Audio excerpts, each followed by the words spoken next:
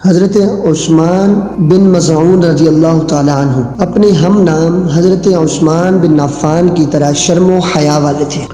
ایک دفعہ حضور نبی کریم صلی اللہ تعالی علیہ وآلہ وسلم کی بارگاہ میں حاضر ہوئے اور عرض کی، یا رسول اللہ صلی اللہ تعالی علیہ وسلم، میں نہیں چاہتا کہ میرے بدن میں، میرے ستر پر میری بیوی کی نظر پڑے۔ اس پر جان تو عالم صلی اللہ تعالی علیہ وآلہ وسلم نے پوچھا کہ کیوں، اس میں کیا قباحت ہے؟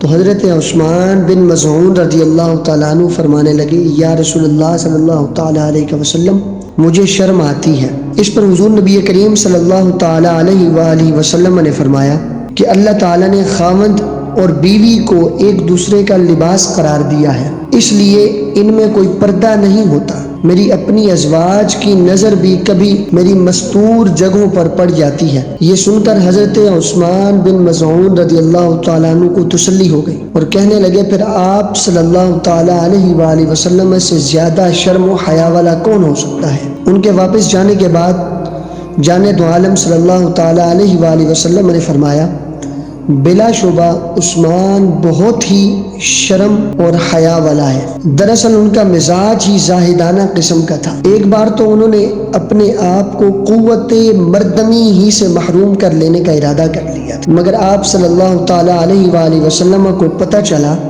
تو آپ نے ان کو ڈانٹتے ہوئے فرمایا، الیس لک فی اسوۃ حسنہ، کیا میرا اسوہ تیرے لیے کافی نہیں ہے؟ میں بیویوں کے پاس بھی جاتا ہوں، گوشت بھی کھاتا ہوں اور کبھی روزہ بھی رکھتا ہوں، کبھی نہیں بھی رکھتا۔ میری امت کا کوئی فرد اگر شہوانی قوتوں کو کم کرنا چاہے تو اس کو چاہیے کہ روزے رکھے، اور جو شخص اپنی مردانہ قوت کو ختم کر ڈالے تو وہ میری امت میں سے نہیں۔ یہ شدید حکم سن کر حضرت عثمان رضی اللہ تعالیٰ عنہ نے وہ ارادہ ترک کر دیا، مگر زاہدانہ طبیعت کا تقاضا پورا کرنے کے لیے دن بھر روزے سے رہتے اور رات کو عبادت میں مصروف ہو جاتے۔ ایک دن ان کی اہلیہ محترمہ امہات المؤمنین کی خدمت میں حاضر ہوئیں اور بہت غمگین اور افسردہ تھیں۔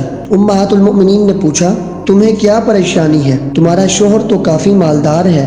تو وہ خاتون عرض کرنے لگی، مالدار تو کافی ہیں مگر وہ دن کو روزے سے ہوتے ہیں اور رات نوافل میں گزار دیتے ہیں، میری طرف ذرا بھی توجہ نہیں کرتے۔ امہات المؤمنین نے یہ بات جان دو عالم صلی اللہ تعالیٰ علیہ وآلہ وسلم کو بتائی تو آپ علیہ الصلوۃ والسلام نے حضرت عثمان سے پوچھا، سنا ہے تم تمام رات نماز پڑھتے رہتے ہو اور دن بھر روزے سے رہتے ہو؟ فرمانے لگے، جی ہاں یا رسول اللہ، میں اسی طرح کرتا ہوں۔ تو حضرت عثمان نے فخریہ لہجے میں یہ بات بیان کی تھی۔ اس پر جان دو عالم صلی اللہ تعالیٰ علیہ وآلہ وسلم نے فرمایا، اس طرح نہ کیا کرو، تم پر تمہارے نفس کا بھی حق ہے، آنکھوں کا بھی حق ہے اور بیوی کا بھی حق ہے، اس لیے رات کو تم نماز بھی پڑھا کرو، سویا بھی کرو، اور اسی طرح روزہ کبھی رکھ لیا کرو اور کبھی چھوڑ دیا کرو۔ چند دن کے بعد وہی عورت امہات المؤمنین کے پاس آئی تو مسرور و شادمان تھی۔ امہات المؤمنین نے کہا کہ اب تم خوش و خرم نظر آتی ہو۔ تو وہ عرض کرنے لگی، جی ہاں، اب میرے خاوند میری ضروریات کا مکمل خیال رکھتے ہیں۔ حضرت عثمان رضی اللہ تعالیٰ عنہ ایسے پاکیزہ فطرت انسان ہوئے کہ زمانہ جاہلیت میں بھی کبھی شراب نہیں پی۔ کہا کرتے تھے کہ مجھے ایسی چیز پینا سخت ناگوار ہے جسے پی کر میری عقل خبت ہو جائے، لوگ مجھ پر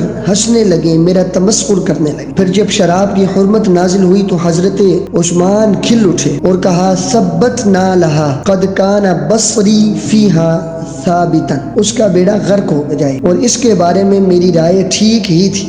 جان دو عالم صلی اللہ تعالیٰ علیہ وآلہ وسلم کے ساتھ صرف ایک غزوہ بدر میں شرکت کی سعادت حاصل کی، اس کے بعد اللہ تعالیٰ کی طرف سے بلاوا آ گیا اور ہجرت سے تقریباً 2.5 سال بعد اپنے خالق حقیقی سے جا ملے۔ اس صحابی رسول کی خوش نصیبی کی انتہا کہ جان دو عالم صلی اللہ تعالیٰ علیہ وآلہ وسلم نے ان کی میت کو بوسہ مرحمت فرمایا، اور حضرت اماں عائشہ صدیقہ رضی اللہ تعالیٰ عنہ فرماتی ہیں کہ بوسہ دیتے وقت تاجدار کائنات صلی اللہ تعالیٰ علیہ وآلہ وسلم کی آنکھوں سے آنسو بہ رہے تھے اور حضرت عثمان کے رخسار پر ٹپک رہے تھے۔ یہ بڑے نصیب کی بات ہے